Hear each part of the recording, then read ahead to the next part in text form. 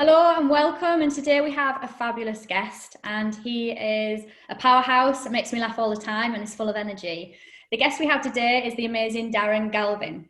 Now, Darren spent actually 10 years trying to make his business work, grinding away at it, and found that he actually, like many of us at certain times, were hitting brick walls and, as he said in his own words to me before, failing miserably at it. Along that journey, he was just trying to keep his head above water, sometimes paying himself less than minimum wage. And it was a struggle, an uphill struggle. And then he had an eureka moment where he went all in on his business expert apps. He invested in mentors, coaches, technology, and actually along the way lost a lot of money trying to get where he needed to be, including his wife and his children, unfortunately. Like many business owners do, they struggle, and he managed to bounce back. So last year, Darren had expert apps and received a valuation of 6.8 million on his business. And since then, he has just grown and grown and grown. And he's here today on this podcast to tell you exactly what it is he has done to create the success he has in such a small, actually it's 24 months right now, and share his biggest lessons with you about that journey. So fabulous to have you here, Darren, today. Thank you. What an amazing introduction. Thank you. Really appreciate that. I'm going to say one thing straight away, because I believe that if someone tunes into a podcast, one, well done, because that is so important, because it's one of the things I did to help me along the way. And I'm going to use the word minimum wage mindset. So I just want to add value from the minute we start this podcast. So I got trapped in a minimum wage mindset for years. And the reason why this happened was I left school at 15. I had no qualifications whatsoever. I loved working, cleaned cars, did the bins, did everything, all the minimum wage jobs, right? So therefore, working in factories, working in greengrocers, everything's minimum wage. So to get a situation where you're then in business and you're still trapped in that mindset, you then believe that like money is small. Like, for example, you go to bill someone a couple £100 or 1,000 and you think, oh, it's massive money, like they might not have it. And you're trapped in this mindset of believing that you can't have any more. That's it. And that was one of the most pivotal changes in my life. Once I realized that I can't stay in this minimum wage mindset, then that's when things started to change for me. Right, fantastic. Yeah, I can completely resonate with that. There's many business owners that I have helped and worked with in the past and actually now, where they pay themselves. They are the least paid person within their business. Mm-hmm. And that mindset, it's sometimes difficult when you are trying to create a business and make it work. You put everything into it. But yeah, and the thing is, you get wrapped up in this belief, and I still struggle with it sometimes, but you get wrapped up in this belief that no one's got any money, although with the world's going at the moment, probably no one will have any money, but, we'll put that aside. You kind of believe that no one's got any money, right? Because I believe that you get yourself into this position of going, my bank account is empty, which must mean that everybody else's is. So therefore, when you go to ask for money, it's very uncomfortable and it's really difficult. And actually, I was doing work when I was in, and I'll touch on this in a minute, but I was charging like £500 a month for SEO and marketing. And I did not know that there was a world out there where exactly what I was doing, people are getting paid £5,000 a month. And I didn't know that, because to me, that's like crazy. That couldn't happen. So when I'm charging £500 a month and working for less than minimum wage, I'm thinking, okay, I'm doing okay. I'm getting there. At least I'm doing something. I'm making a couple of grand every month. I'm surviving. That's all I need to do, But then I realized that there's a bigger game to be played out there. But there's a problem with that. I didn't believe that I had the ability to do it because I left school with no qualifications, and I didn't believe that I had the right to it. It was just not me. And I reflect back once when I was a teenager, I remember sitting on a train and looking at people in first class. And I used to think to myself, shame that wasn't me. I'd love that, sitting there with your suits on and all your briefcases. This was a few years ago. People were wearing suits and briefcases. It's a bit more trendy now, but that's what it was like. And I remember going to myself like, why didn't I get that opportunity? Because I thought it was gone and lost. And now I look back and think, why on earth did I trap myself all that time in thinking I can't have that just because I am undereducated in academic levels? And that's pretty sad, really, when I look back at that. So what was it then for you that enabled you to get yourself out of that mindset trap and really open up the whole world to yourself? Yeah, so I guess it wasn't just a shift in one. It was a shift in a lot. So I built up quite a lot of debt. So therefore, I needed to get bigger money back than what I was getting in the first place because I'd invested in my technology. I think that the other part was I went to a few events and I'd see people speaking from stage and how quickly they'd earned 6 and 7 figures, and their stories as well was quite empowering, really, because I was like, well, actually, if you can do that, so can I. And I started to believe in it. Then I would get like a £25,000 payment, and I'd be like, wow. And then I think I got to a stage as well, and I don't mean it in an arrogant way, it's because like my business is a very expensive business to run, where a £25,000 payment wasn't a lot of money. And I'm like, well, okay, it's okay, but I need more. And I reflect back on it thinking, I remember when I was doing computer repairs and people would give me 40 quid, and if I got a £200 payment, I was over the moon. And so I think the money mindset shift really had to come into play, and to not feel guilty for having it, to actually realize that, yes, all right, I am not academically clever at all. I mean, maths and English, science, all those rubbish, I'm literally just not there. But when it comes to innovation and tech, I'm top of my game, and I'm proud of that. And I'm valuable for that, and I recognize that. So yeah, it's just a shift in me and just recognizing that it's okay. And then over time, more and more. And even now, as I talk to you, I remind myself, yeah, I'm bloody worth it. And there's no way in a million years I'm working for minimum wage again. Yeah. Oh, fantastic. So this journey you had, the 10 years, and you said that was difficult. What was the moment, or it might not be a moment, what was the thing that enabled you to change it all and actually create something so much bigger? And I think it was before that I was an arrogant git to myself. I just believed I knew everything. Like, honestly, it was 2008 I started my business. Now, I didn't even know what a recession was, and apparently we were in a recession. I started a business. I didn't have a clue what one was. And obviously I went through some difficult times because people were like, oh, I haven't got any money. And I'm thinking, oh, well, this is what business is like. This is difficult. So then, of course, going back to what I said before, I'm conditioning my brain thinking, well, I ain't got no money. So, oh, maybe the whole world doesn't got any money. So, and then you end up dealing with the wrong audiences and start cutting deals with people. And, you know, when you cut deals with people, you tend to find they're the ones that cause you the most headache because you've cut deals with them and then they want more than what you were going to do. And it's like, it's just silly. So I spent 10 years like that, always paying staff above me. Many a times I didn't even take a wage. It was really difficult. I went through some challenging times with my children, and I had to look after them as well. So it was really difficult. And then I think, you know, I must have been close to a breakdown in my own head, really, because I was like, I can't do this anymore. Like, it's like, what can I do? The problem I had is because I was in business, I had this kind of facade to keep up. Everybody felt like, oh, Darren's in business, it's great. And I had multiple business. I'm not joking. I think I opened 9 or 10 businesses at one point, one after another, because every time something wasn't working out, I'd pop a new one open, and that was it. And I used to believe that was okay. And that, by the way, that's a big lesson. Don't do it. It came back to bite me, and I'll share with you in a moment why.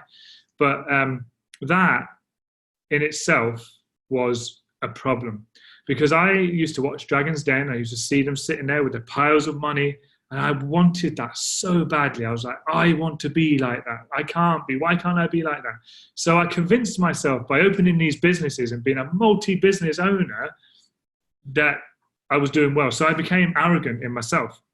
And I wasn't able to admit that to myself. I wasn't able to admit that to people around me. I had to just keep up this big smile, like everything's okay, but actually it's not.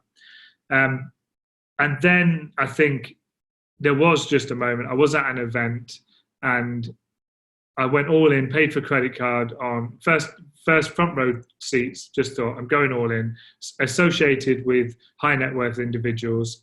I knew my dream and my passion to create this app technology that I've created now was so strong that I had to make it happen. I had this burning in my stomach that I've never had before. And honestly, I think I was willing to die for it. That's how far I knew it was ready to go. And I knew that I had to change as a person. I got help from coaches, mentors. I reframed my thinking, and things changed. And at that point, just to put a bit of perspective, I'd just left my wife and kids, and I was living in a room in a shared house with mice running around the kitchen, to the point where I wouldn't even go to the kitchen. I made a little kitchen in my bedroom.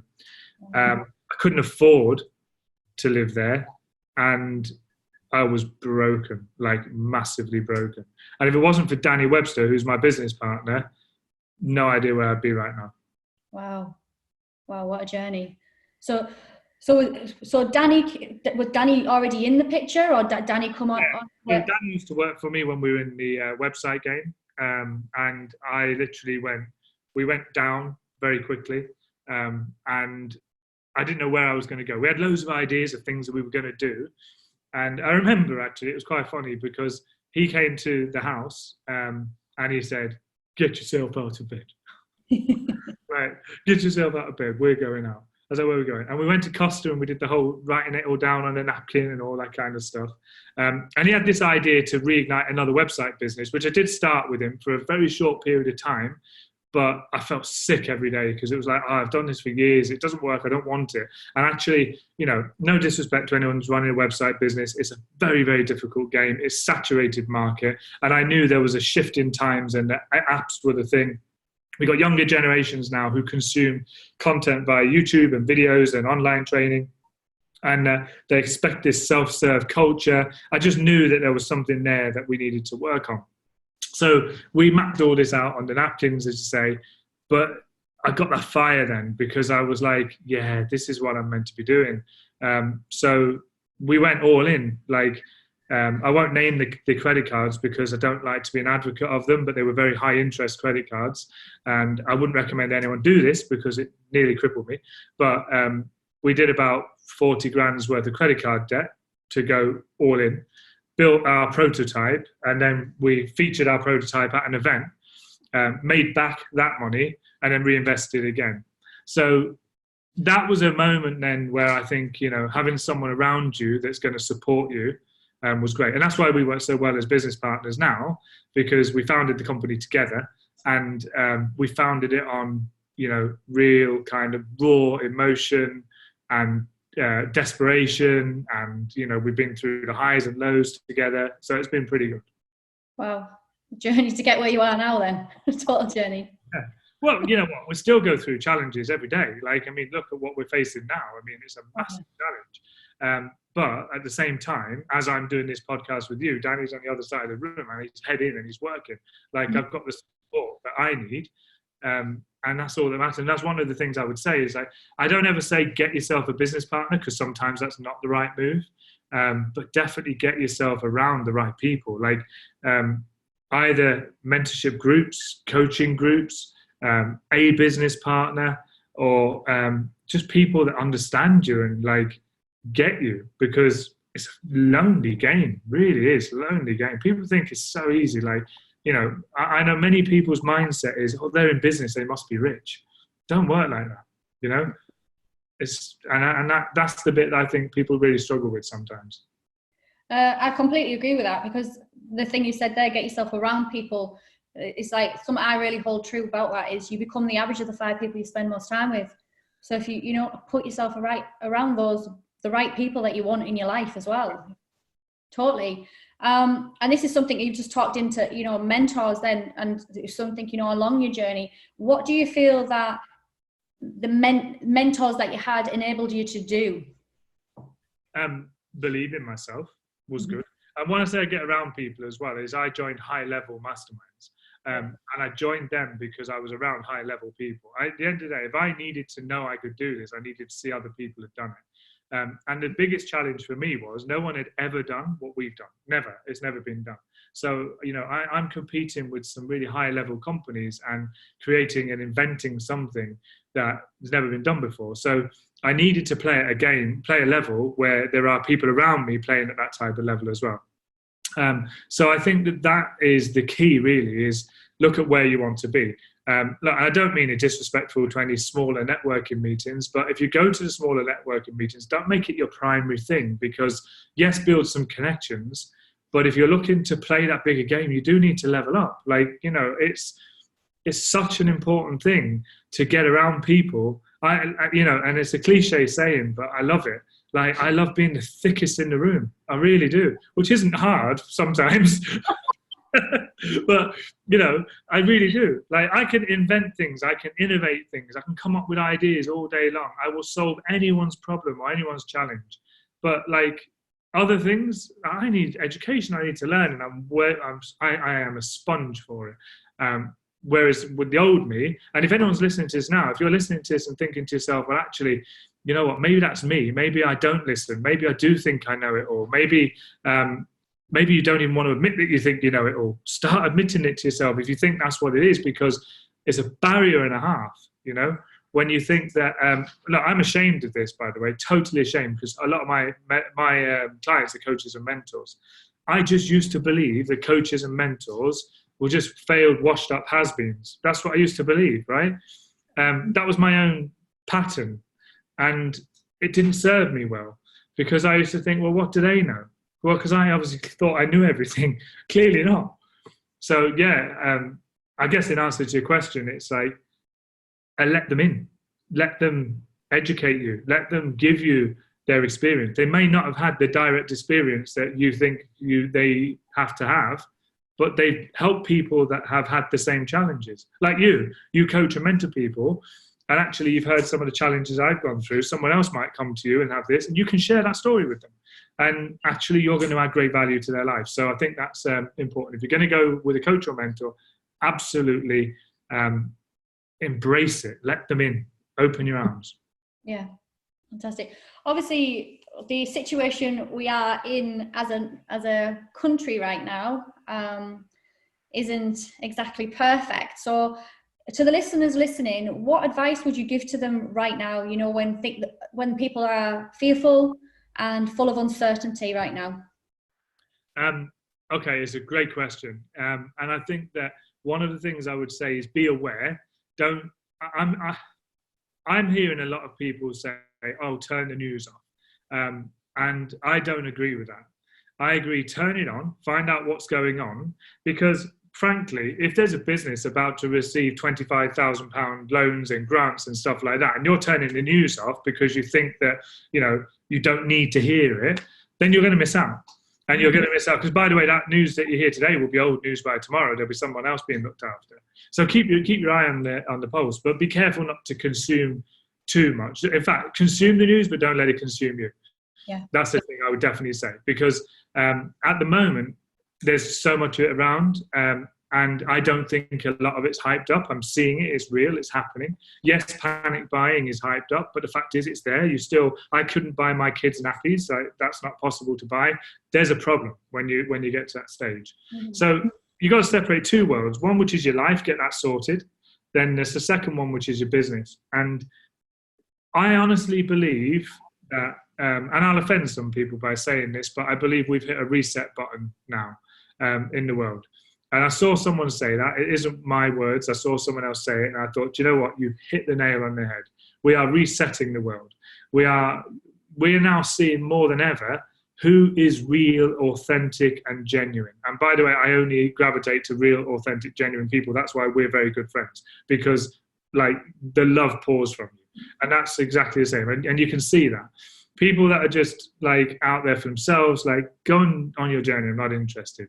But it does answer the question you've just said, because I believe that in these times, it's now we've got to pull together, because we will get through it. All of us will get through it. We might go under and we might have to come back again. It's part of life. It may be you have to pivot, but if you do it with raw, authentic values right now, that's what people will see in the future. Believe me, I will not do business with anyone in the future that I've not seen raw, authentic values from now.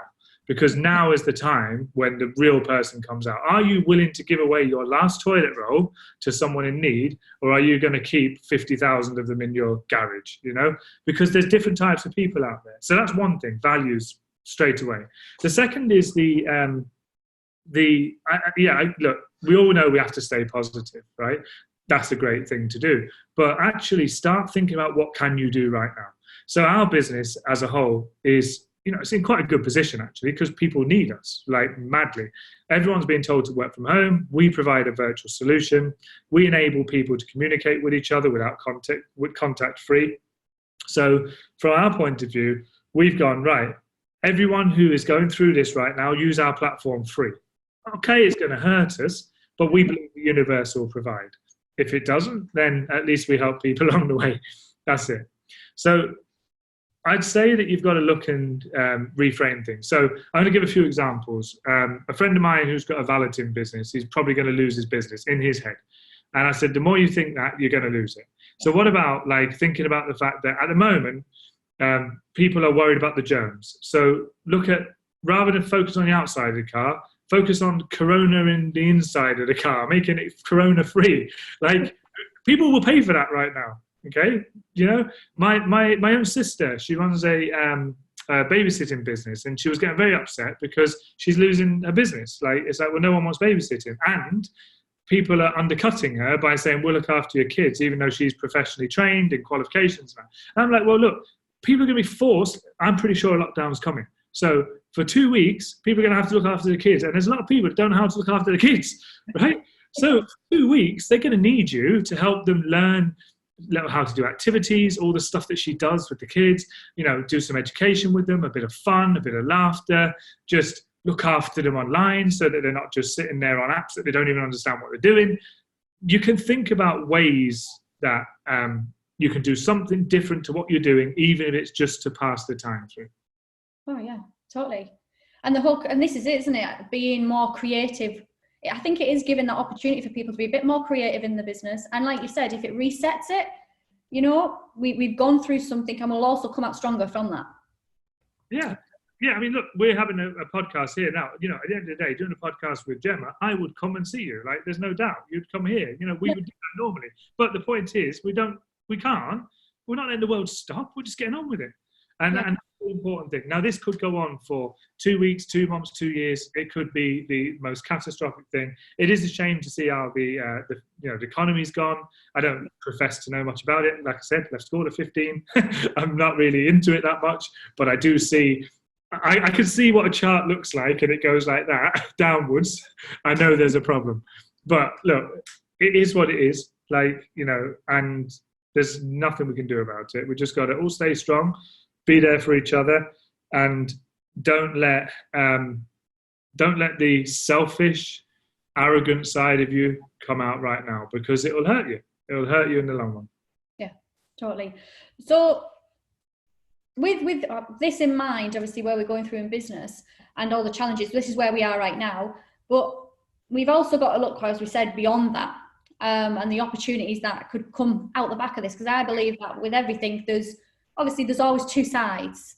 So what would you say for people right now, the listeners, what opportunities that they should be thinking towards or possibly? Yeah, great question. So let me put that into some context of something I've done in the past. So, and you'll be aware of this. When I first started Expert Apps, right, my vision was that there's loads of experts out there with expertise that, like, it's crazy when you look at it, because it's just proven it, that need to share their information online, but they keep using online programs where they have libraries online. It's all web-based stuff, right? And I saw it happening. All that happens is loads of people go, right, I'm going to set my online course up.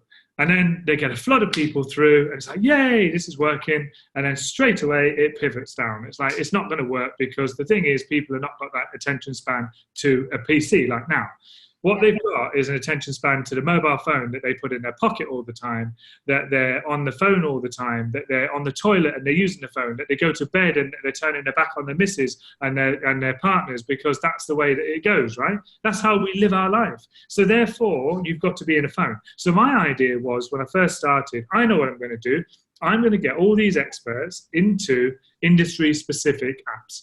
So started off with property for property investors. My plan was bring in the experts and they can share their information, cut the revenue, all that kind of stuff. Anyway, there's a point to this. And the point was that within about 9 months of this, I realized that this is not working. And the reason it wasn't working was the experts didn't want to come to my platform. They wanted, bear in mind, I'm a nobody, right? Nobody knows who I am. I've just suddenly said, I'm creating this technology, come and join me. And believe me, I was loud, as you probably remember. So like, who's this freaking idiot? Like, just come out of nowhere, professing that he's going to build the world's best app. And I had the dream. No one else knew what my dream was. So I just assumed everyone would go along with it. Anyway, I got the experts in. Reluctantly, I guess, some people joined and didn't do anything. And I don't blame them. What I think happened was, one, I didn't have a process or a plan in place. And I just realized that actually they don't want this. So experts started saying to me, look, we don't want to be in your place. We want our own. So I went, oh, yeah, okay. I like that idea too. There came a problem though. And it'll take me hours to explain. So I'll give you a short version. When I started it, I got loads of people involved financially. So they came in and they bought in areas of the business, of their interest, like property investing, for example. The challenge I had was this new idea that was coming to me was amazing, but it was only going to benefit me and Danny and Expert Apps. It was like, we're going to sell these products. And then what about all these people that helped me from day one? So anyway, I spent months, sleepless nights. How can I involve these guys in what I'm doing to make it work? And this was what we call the pivot that we went through. So in answer to your question, how do people make that decision? Well, I know I bleat on about it, but first of all, you've got to do it from a place of love for everyone around you, your clients, your investors, anything. If you do it selfishly, then maybe it'll work, but you've got to live with that. And I don't think it's a way to do business, this to me. So first of all, I think that before you make a decision to say, I'm going to go and do this online or whatever, ask yourself, is it really just to put a few quid in your pocket, or is it really to serve people and help people? Because if it's not to help people, there's just no point doing it because it won't work, right? So first of all, dig there. But then also, don't be afraid to do it. Don't be afraid to take that action and do it. So that's where Expert Apps evolved to the point where now we license our technology to experts to have their own branded communities and all that kind of stuff. And that works. And it's great. And the reason why it works is because we listened. So point number 2 is, 1, use your values. 2, listen to what the market is telling you. And at the moment, right now, as we speak here, obviously there's going to be repeats and years to come of this podcast. When we've gone past this, it's still going to apply. Listen to what your audience wants. And I'm going to go a little bit deeper into that and say it's not just about the audience you have now, because so many people get trapped in now. Think about this younger generation that's coming. Think about the younger generation that all they know is going into McDonald's, pressing on buttons to order their food. They don't speak to people. Think about the younger generation that when they go and buy their food, when they go to buy the food in a shop or anything, they go self-serve. It's self-serve. That's what people want. Think about when people go into the airports, it's self-serve. So one of the things you've got to look at is, for me, I go, how can I make my technology as self-serve as possible?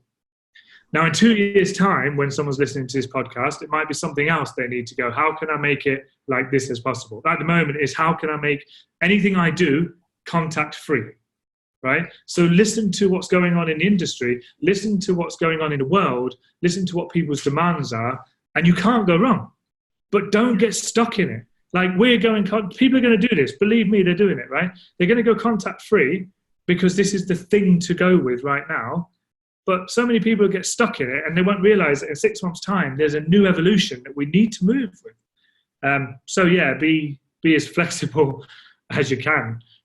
when it comes to making those changes. Hopefully that answers the question, but with a bit of context to it.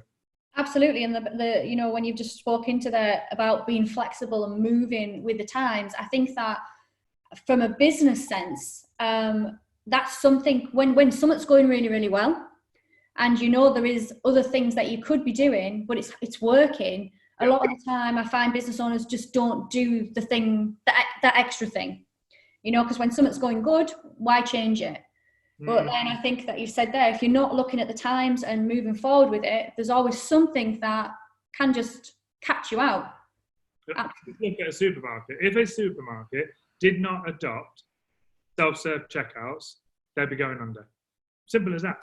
Now, I know when they first came out, and this is the other thing as well, by the way, adopt early, take a risk. Because when Facebook groups came out, those people that are smashing it right now, you just look at history. They're the ones that are adopting it early and going, people are going like, what's this Facebook group thing? Like, are people really going to want to go in a group together? Like, this is a bit weird, isn't it? And then they just sit back and watch everyone do it and go, oh, wow, this is working, this.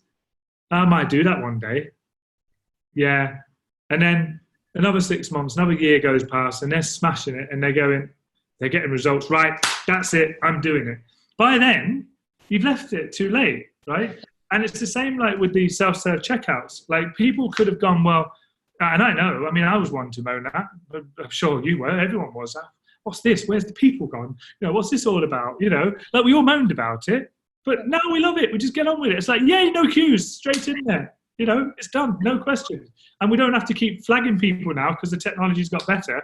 You know, usually you can barcode and you get out the door. But the people that went, oh, no one's going to be happy with this. And I think actually, if I remember rightly, Marks and Spencer's, I think, were one of them that said, our clientele will not like this. And they didn't do it for a while. They do it now, you know, because you have to. So, yeah, I think that's definitely a key point there that needs to be recognised. So with that, like, do you know, how do you as a business owner become the person to do it first? You know, like sometimes you're in the world and you're so stuck in your business that you don't notice these things that are being innovated or these changes that are happening, or sometimes able to make the relation directly to your own business. So how is it? What would you say is the skill that you have to kind of look and go, oh, that's something that's quite interesting? Yeah. It's a good question. So I would look at it more on the point of view of the clients that have adopted my technology now. When they did, what did they see? And this is something that I would look at. Now, look, I'm no fool, right? I get the fact that I came from 10 years of failed businesses and I was on social media and I was bouncing from doing websites to marketing to SEO for laptop repairs to I started doing a bit on GDPR, cybersecurity, the type of areas I knew. So I did look like a bit of a fool because obviously I'm jumping around. Now, what I would say is that it's very important for people to watch out for, and I'm going to blow my own trumpet, but little gems like me that are out there who are so determined they're going to smash it, keep an eye on them. Because there are pieces of technology, and I know I'm still watching some now, that like if you invest in early or you get early, that you will see some great rewards from. And that would be one thing. Just keep your eyes open. Mm-hmm. And don't be blinkered into thinking, and this is so important, and it's about ditching that ego, really. Don't be blinkered into thinking that just because you've made it in your business to where you are now, that somebody who's just starting out is thick and doesn't know what they're doing. Because that happens a lot, right? You just think, oh, you know what, you don't know what you're doing. And I guess it's almost like, don't wait too long. When you see other people doing it, you know, someone's got to start that journey. And it's the risk reward thing, isn't it? It's like how much you're actually going to lose as a result of it. But again, I come back to it again. Why do people buy into us? From day one, when we had nothing and our technology was like it was, they bought into our values. They knew before we even did, they knew that if anything went wrong, that we've got their back. They know that if anything, like if we have to stay up all night and work on something, we will work on it. So if let's look at it from the other side now. If you're the business owner, so you're the me who's wanting to get your product out there for the first time, or your service, or whatever it might be, just keep pushing, and don't give up. just keep going on doing your live videos talking about it. But there's something that I'm going to share with you now that I only learned. I've heard so many times, but I only put it into practice recently. I'd say last year, was people don't want your product. Like, it's so true. They don't want your product. And anyone who's not heard this before will be thinking, what on earth is he on about? They don't want your product. They want the solution. And the difficulty is with people like me is you've got a burn in your stomach. You know you're going to create it. You've seen the vision. You've had the dreams. You know you're going to make this happen. So you just tell everyone this is going to happen. This is it. Like, this is going to happen. The world's going to be amazing. I've got this solution. And you just sound like someone like crazy. Like, I don't want to offend anybody who's like got the big thing about this coronavirus being all because so people can install 5G in schools. I don't know if you've ever heard that one, but like, I haven't heard that yet. No. Honestly, I've heard this one. I'm not even going to like cast aspersions. Everyone can have their own views, but the latest one is that the conspiracy is we're all going on lockdown so they can put 5G in schools, universities, museums, and everything, and we won't know about it, so that we can all be killed off by cancer. Like, that's how crazy you can sound, though, yeah. When you try to start your business and you believe in it that much. So you do need to just focus on the solutions. What's it going to solve? So for us, we've got a model called the asset, which is attract, serve, sell, earn, and get time back. So it's about, rather than expert apps can give you this, it's like, well, expert apps helps you attract people. That's what people want. Expert apps helps you serve people. Well, that's what people need. Expert apps helps you sell. So, well, obviously, if you sell, you're going to earn more money. So therefore, you earn more money. And most importantly, it helps you get time back. And when we recognize the asset model and it builds an asset at the end of it, then when we recognize that, it was so much easier to sell because people got it. Whereas before, it was like, oh, you can have your own social media. You can have your own community. It's like, yeah, well, I don't really need that. Do you see what I mean? So, yeah, that was a big learning for us as well. Yeah. So it's the kind of the process any business owner listening is educate your audience, really, isn't it? In that way. Yeah, without letting your own passion wrap up into.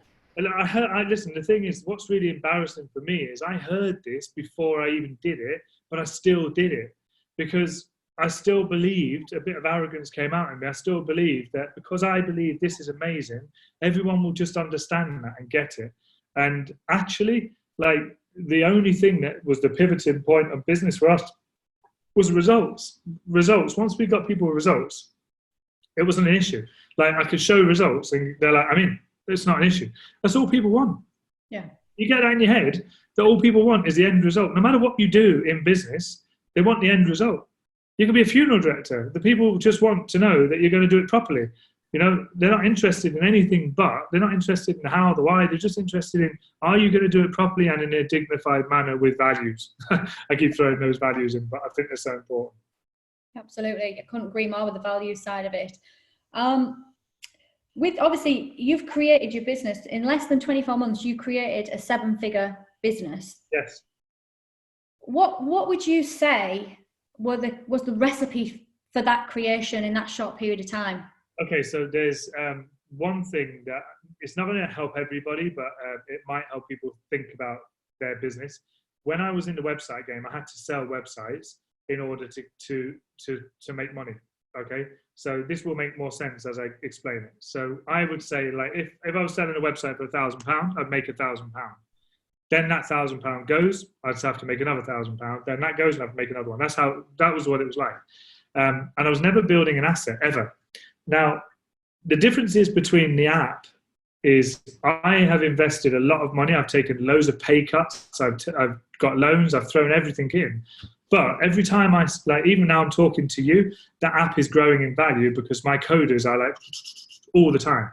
So it's constantly improving and improving and improving, and I own that asset. And because of that, that's a huge difference. So I think that's the first part is, for me, how did you get from literally like nearly 50 grand's worth of debt to a 7-figure business is because I'm not a consumable product that just goes out the door. I don't sell a product.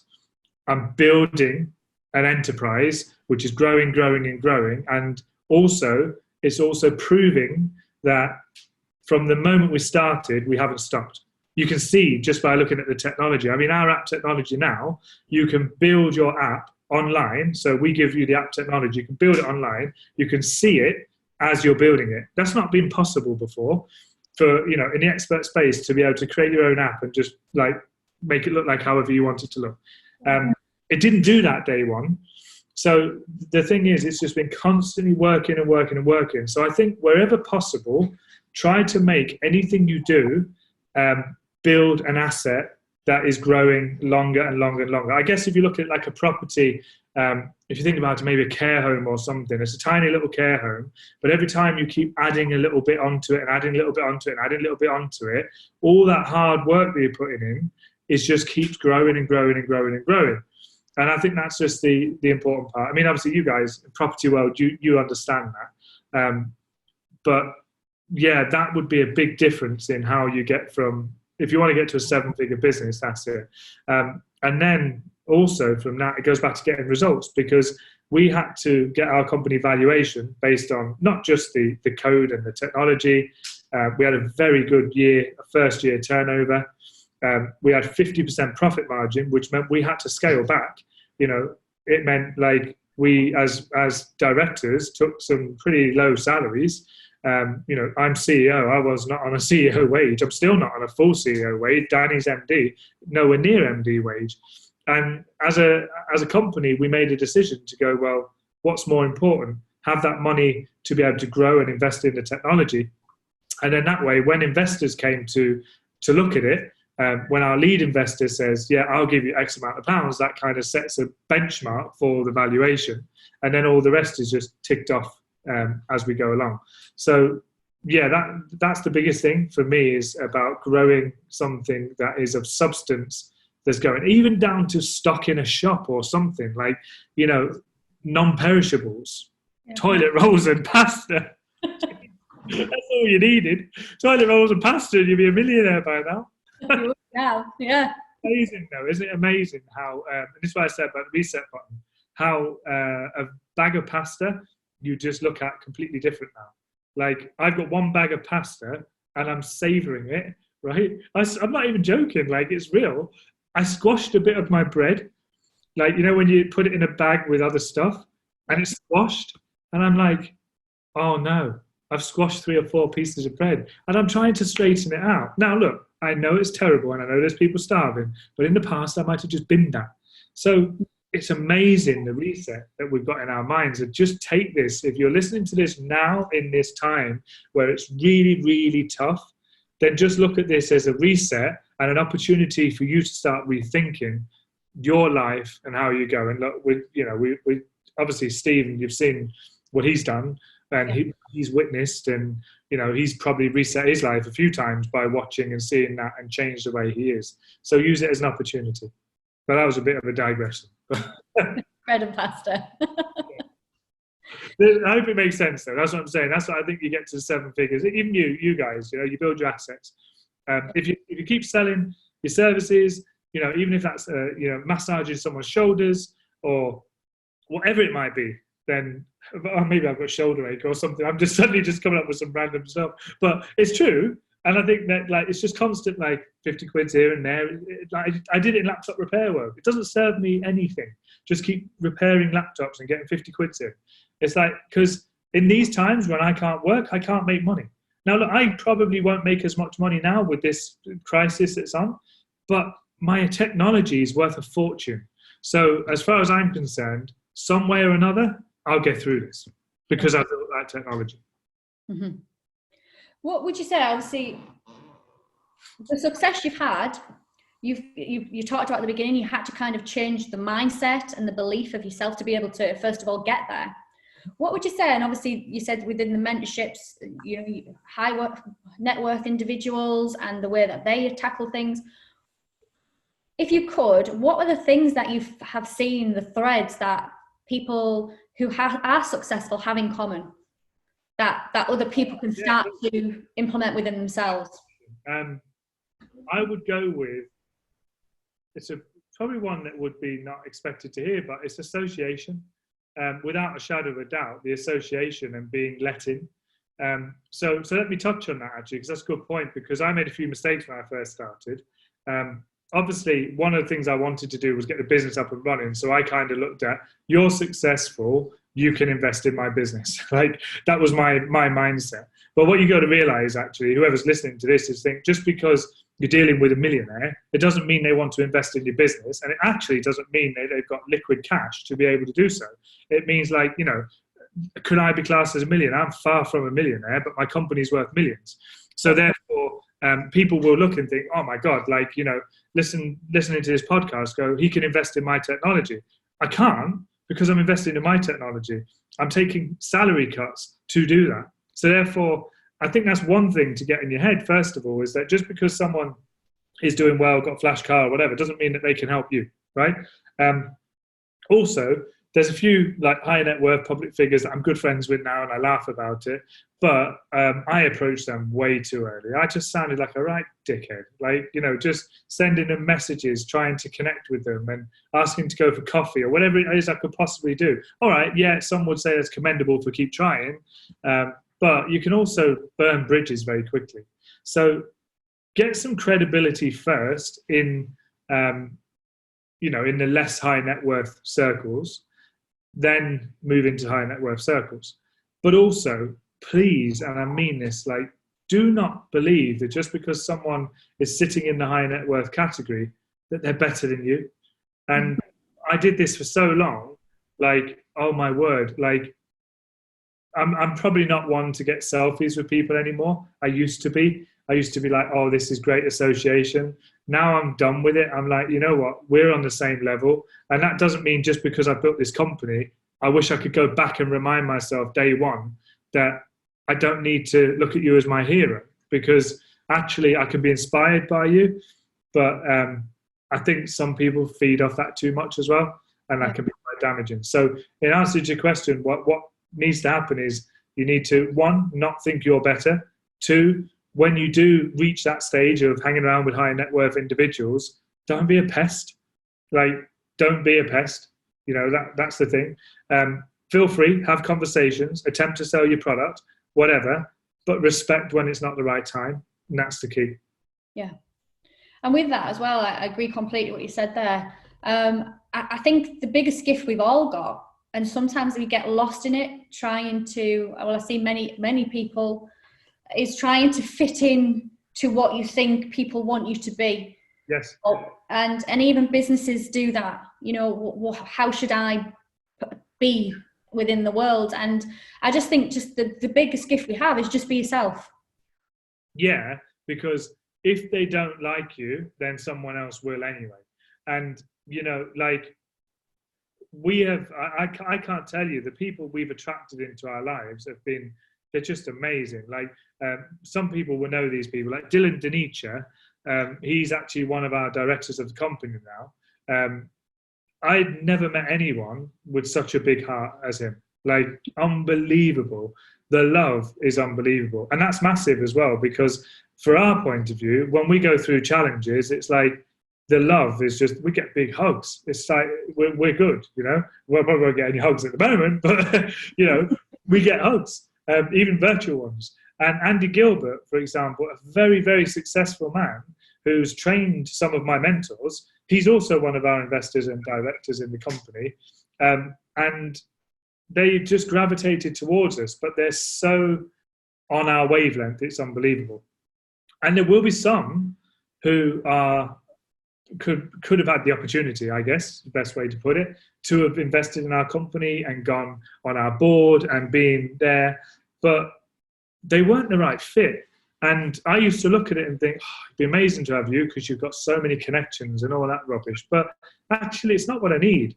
What we need as a company is some real solid foundations, some real solid education, some real love, some real understanding that sometimes it goes wrong. Sometimes there's challenges. Sometimes we've got legal issues. Sometimes we've got challenges. You know, it's like, when you get that, then you get the right people. So I don't think, I think when it comes to who should you have in your circles, you're absolutely right, the five around you.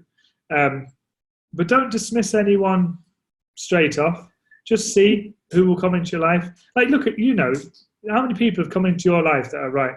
You know, we met at an event. We've resonated straight off because our vibrations are on the same level. That's it. And like, I've met many people where the vibrations are on a completely different level, and they might be the most successful, very wealthy, and whatever else. But like, if the vibration isn't there, don't go there. Yeah. Absolutely. That for me, you know, that the whole vibration, being on the, you know, each other's wavelength, getting it. And I truly believe that you just said there, be on the right vibe in that, you know, and I think that's not just the same for people that you're going to business with, but also your customers. Yeah. And that way as well, you know, and that's the beauty, isn't it? I think of creating your business is create a business that, one, you enjoy, and two, that surrounds you with love. And people who are passionate about it, and that's the same for the people within your business and your team, but also your customers as well. I'm going to give one more tip for those people that do feel that they want to start mingling with high net worth individuals to grow.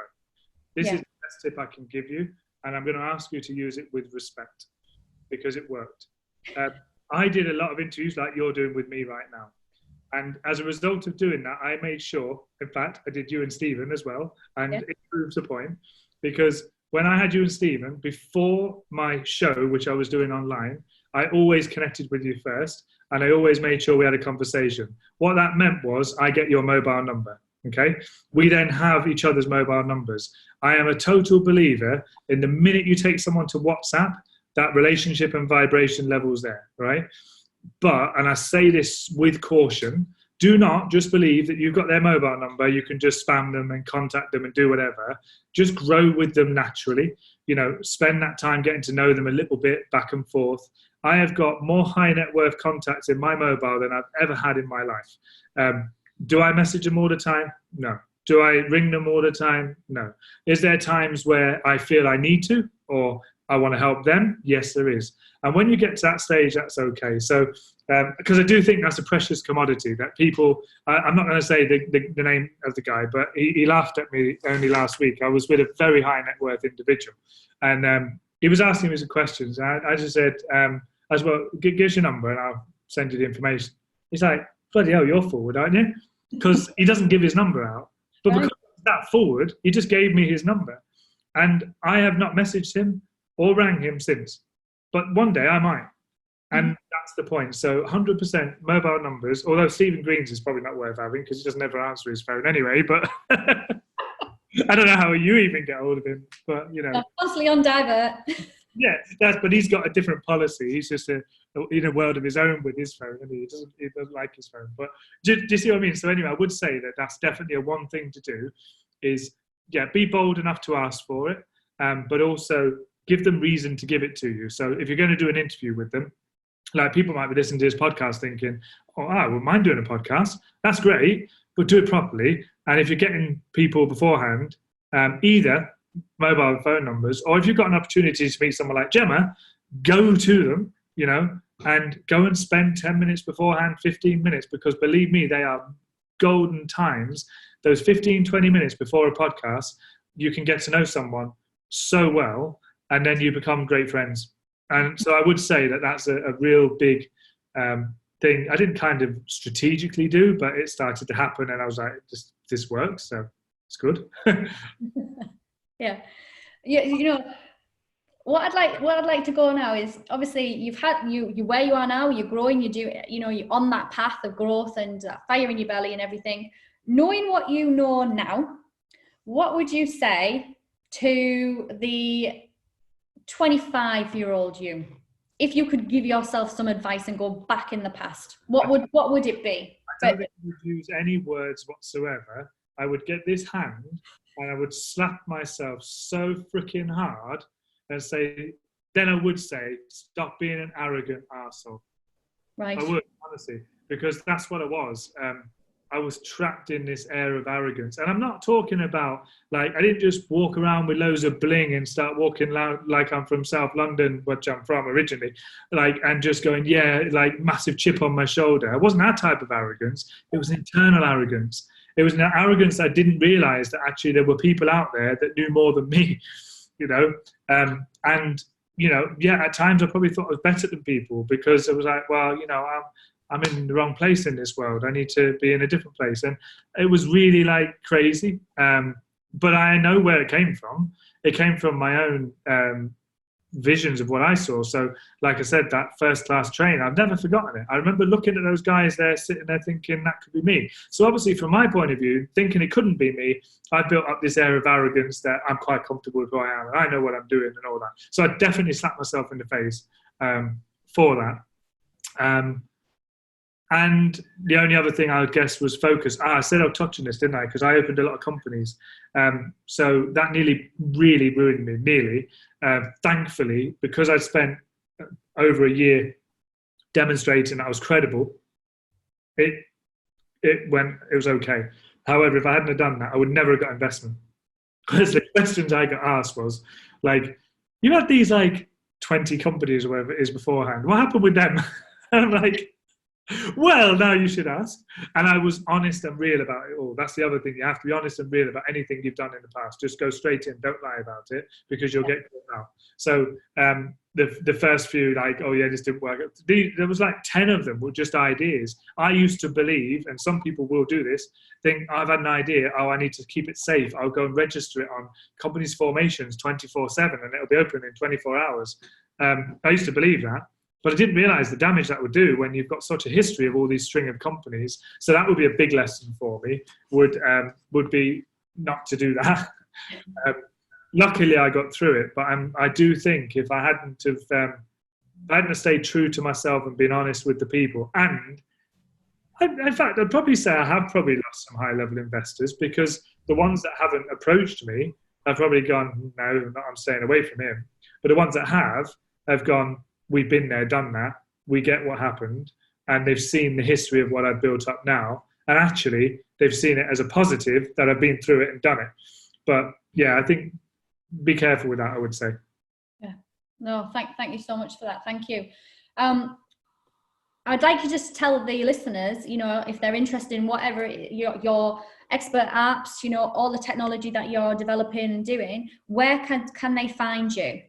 So I spend a lot of time on Facebook and LinkedIn, Darren Galvin. Just look for the bald head and you'll find it. Like, it's not hard to find me. Just look for the egg. And then expertapps.online. So expertapps.online. Just try the technology because we've made it free. That's only something we've done very recently, is we've recognized that so many people we want to use it. There's a free plan which is enables people to try it. There's some limitations in space. Obviously, we can't give loads of space because we have to pay for that ourselves. So there's some limitations in space and some of the customization. However, at the moment, and this is just to help people out through the coronavirus, there's a plan which is £97 a month, which gives you more space and like more features and all that kind of stuff.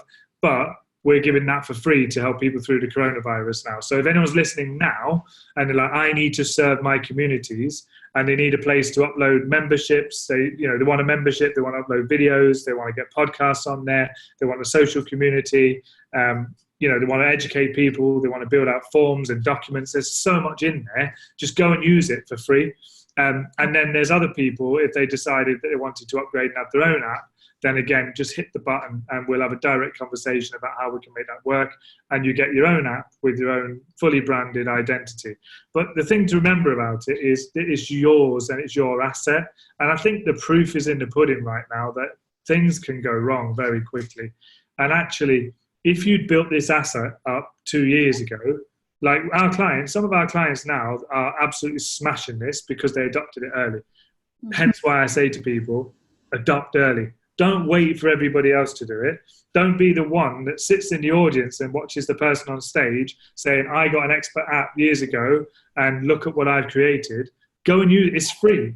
So use it. Yes, there are paid plans. You don't have to use them. It's up to you. But, it's available. So, yeah, that's how you get hold of us. Expert apps, online and Facebook. And also Danny Webster. Check him out as well. He's not as prolific on Facebook or LinkedIn as me, but he's an Insta guy. What's your Instagram handle, Danny? Danny Webster Apps. Danny Webster Apps. Yeah. There you go. Apps. Yeah. I'm on Instagram, but I don't use it as much as him. But he's so look out for the bald guy and the ginger guy, and then you've got us both. No, I just want to say thank you so much, Darren, for sharing all of those nuggets, and for anybody, and also sharing your journey. the ups and the downs, and also being so transparent as it is to actually saying that, you know, you had to deal with you first to be able to basically get out your own way to move forward. Absolutely.